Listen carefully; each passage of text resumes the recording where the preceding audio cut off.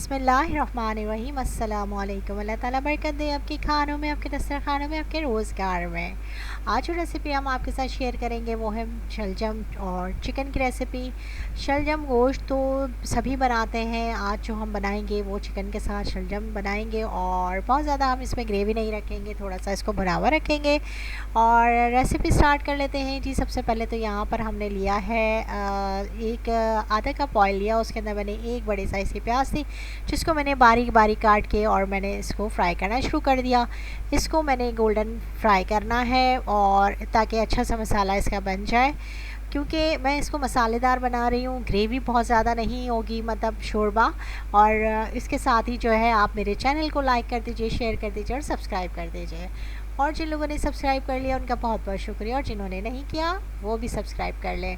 यहाँ पर मैंने जैसे ही प्याज ब्राउन हुई है, इसको प्याज को हमने निकालना नहीं है, इसी में मैंने लहसुन अदरक का पेस्ट 1 चमचा डाल दिया है, जो कि 1 टीस्पून मैंने लिया है। और मैं इसको अच्छे से मिक्स कर रही हूँ, यानी कि लहसुन अदरक को फ्राई किया।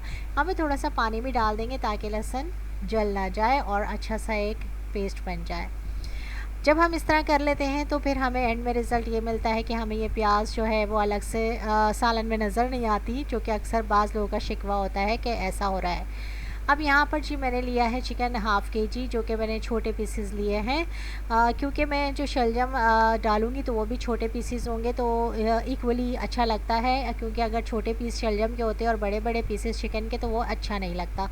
क्योंकि मैंने बताया कि मैं शोरबा नहीं बना रही, इसको हम इस तरह से थोड़ा सा भुना हुआ रखेंगे। तो यहाँ पे देखें जी, मैंने डाल दिया है चिकन और उसके साथ ही मैं इसको भून रही हूँ ताकि चिकन के जो एक स्मेल है ख़ास तौर की जो होती है वो निकल जाए और अच्छे से ये भुन जाए। तो यहाँ पर मैं इसको तकरीबन इतना भून लूँगी कि ये इसका जो वाइटनेस है वो अच्छी सी निकल के आ जाए। प्याज के साथ इसको भून रही हूँ। तो इस तरह करने से जो है ये जो बाद में हमें शोरबे में या जो ग्रेवी में प्याज अलग से नज़र आती है वो नज़र नहीं आती है, क्योंकि मैंने इसमें सबसे पहले लहसुन अदरक का पेस्ट डाला है और फिर मैंने इसके अंदर पानी डाल के चिकन डाल दिया था। अब यहाँ पे मैं डाल रही हूँ, तकरीबन मैंने डाला है हाफ़ टी स्पून नमक डाला है और उसके साथ ही 1 टीस्पून रेड चिली पाउडर और 1/4 टीस्पून हल्दी पाउडर। अब थोड़ा सा जो है मैं इसके अंदर डाल देती हूँ धनिया पाउडर, जो कि मैंने लिया है 1 टीस्पून। बस ये बेसिक से मसाले हैं और मैं इसको इस तरह से मिक्स करके अच्छे से भून लूँगी। थोड़ा थोड़ा पानी डालते जाएंगे ताकि मसाला जल ना जाए, और कोई साबुत गरम मसाला हम इसके अंदर शामिल नहीं करेंगे और इसको इसी के साथ बना लेंगे। मेरी वीडियो को एंड तक ज़रूर देखिएगा ताकि हर जो भी आपको इंग्रेडिएंट है वो भी आपको इजीली डिस्क्रिप्शन बॉक्स में मिल जाएंगे। और बेल बटन को भी प्रेस कर दीजिए, सब्सक्राइब कर लीजिएगा। तो बेल बटन प्रेस करने से ये होगा कि हर नई आने वाली वीडियो का नोटिफिकेशन आपको टाइम पर मिल जाएगा। यहाँ पे मैंने थोड़ा सा पानी डाला है और मैं इसको थोड़ी सी देर रख रही हूँ ताकि ये जो है अच्छा सा मसाला इसका भून जाए। थोड़ा थोड़ा पानी डालते जाएंगे और इसको पकाते जाएंगे, तो इस तरह से ये प्याज बिल्कुल सॉफ्ट हो जाएगी और अच्छे से भुन जाएगी। शलजम गोश्त जो है बहुत ज़्यादा पसंद किया जाता है और सर्दियों में शलजम और चुकंदर और इस तरह की जो सब्ज़ियां हैं वो बहुत ज़्यादा लाइक की जाती हैं। शलजम के साथ जो है वो एक बहुत ही कोई मुगलई किस्म की डिश बनती है, उसका कहते हैं शबदेक। वो भी इंशाल्लाह आपके सामने ट्राई करेंगे और आपके साथ शेयर करेंगे। और यहाँ पे जो है मैं जो इसके साथ ये मसाला भूनता जा रहा है, तो मैं बाकी के जो काम है वो मैंने यहाँ पर टमाटर का पेस्ट बना लिया है और इसके साथ मैं दही नहीं डालूँगी, इसमें मैं डालूँगी टमाटर का पेस्ट। तो क्योंकि थोड़ा सा डिफरेंट टेस्ट करना है। अक्सर ऐसा होता है कि शलजम जो होते हैं ना वो खारे निकल आते हैं जब हम पका लेते हैं, और फिर इसमें बाद में टेस्ट का पता चलता है कि जी ये लो शलजम मीठे नहीं थे, खारे थे, या बहुत ज़्यादा मीठे हो जाते हैं, तो उसकी वजह से सालन में आती है मिठास। तो इसके अंदर सबसे पहले हम क्या करेंगे, टमाटर का पेस्ट डालेंगे। तो टमाटर के पेस्ट से ये होगा कि सालन के अंदर एक थोड़ा सा जो मसाला है ना वो बैलेंस हो जाएगा, थोड़ी सी खटास टाइप इसके अंदर आ जाएगी। तो यहाँ पे मैंने 2 टमाटर मीडियम साइज़ के थे, उनका पेस्ट बना लिया और मैंने इसके अंदर शामिल कर दिया। अब इसको मैं भून रही हूँ। यहाँ मैं दही नहीं डाल रही, और क्योंकि दही तो थोड़ी सी मैंने इसलिए अवॉइड किया क्योंकि टमाटर की खटास ज़्यादा बेहतर होती है, तो मैं टमाटर इसके अंदर शामिल कर रही हूँ। तो ये देखें जी, अब ये टमाटर डाल के भी मसाला बिल्कुल भुन गया है और ऑयल ऊपर आने लगा है। थोड़ा सा और भून लेंगे और फिर उसके बाद मैं डाल दूँगी शलजम, जो कि मेरे पास शलजम भी आधा किलो है और वो भी मैं इसी के अंदर शामिल कर दूँगी। तो आधा किलो चिकन और आधा किलो शलजम के ये बिल्कुल बैलेंस एक रेशो के साथ ये सालन तैयार हो जाएगा।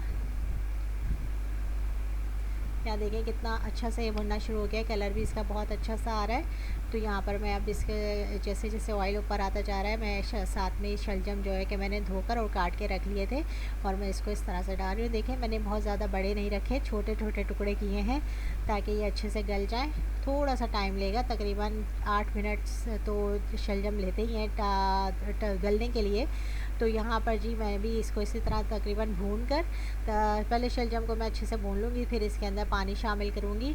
लेकिन इसको पहले इस तरह से भूनना बहुत ज़रूरी होता है। आलू हो या शलजम हो या जो भी सब्ज़ी हो, पहले उसको हम इस तरह से गोश्त के साथ भून लेते हैं ताकि उसका थोड़ा मज़ा है वो बरकरार रहता है।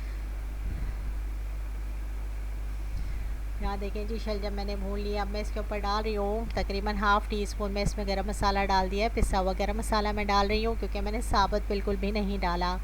और दूसरी चीज़, इसके अंदर एक मैजिकल चीज़ भी मैं इसके अंदर शामिल कर रही हूँ, जिसका जो मज़ा है आपको बहुत अच्छा लगेगा और क्या कहते हैं खाने का बहुत मज़ा आएगा। यहाँ पर मुझे नमक थोड़ा सा कम लगा था तो मैंने तकरीबन 1/4 टी स्पून इसके अंदर और डाल दिया।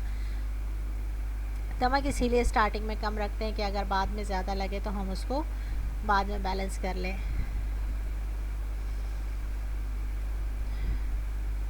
अब इसको मैं अच्छे से भून रही हूँ।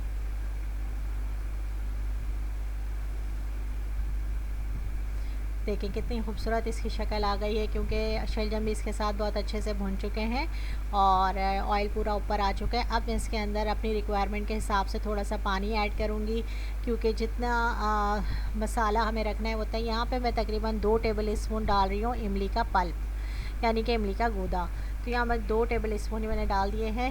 ये ही वो मैजिकल चीज़ थी जिसका मैंने आपसे ज़िक्र किया था। तो इसके डालने से जो सालन में एक बहुत ज़बरदस्त सा टेस्ट आएगा जो शलजम के टेस्ट को एनहांस कर देगा। तो यहाँ जी मैं इसको भून रही हूँ। अब इसके अंदर थोड़ा थोड़ा करके मैं पानी भी शामिल करूँगी।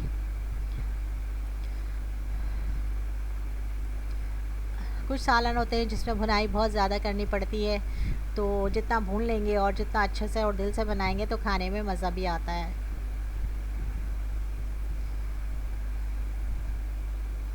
यहाँ पे देखें बड़ा अच्छा सा इसका कलर आ चुका है। अब मैं इसके अंदर शामिल कर दूँगी पानी।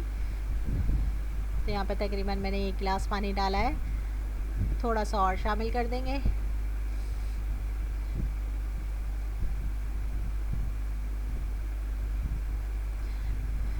यहाँ देखें अगर आपको चाहिए कि और मज़ीद इसके अंदर शोरबा हो तो आप और डाल लीजिए, या फिर तकरीबन इसी स्टेज पर छोड़ना है तो आप इसको छोड़ दें। लेकिन हमें अभी इतना पानी डालना है कि जब शलजम भी अभी गलेंगे काफ़ी टाइम लगेगा, तो उसके बाद जो रह जाएगा उसके बाद हम उसके अंदर शामिल करेंगे। यहाँ देखें मैंने शोरबा नहीं रखा, थोड़ा सा भुना हुआ रखा है और इसके साथ ही मैंने हरी मिर्च और हरा धनिया डाल दिया, जिससे इसकी खूबसूरती को लग गए हैं 4 चाँद। तो यहाँ जी तैयार हो गया है सालन, और शलजम की शक्ल ही बता रही है कि ये बिल्कुल बेहतरीन से गल चुके हैं। आप रोटी के साथ एंजॉय करें, चावल के साथ एंजॉय करें। कमेंट करके ज़रूर बता दीजिए। Thanks for watching. अल्लाह निगहबान।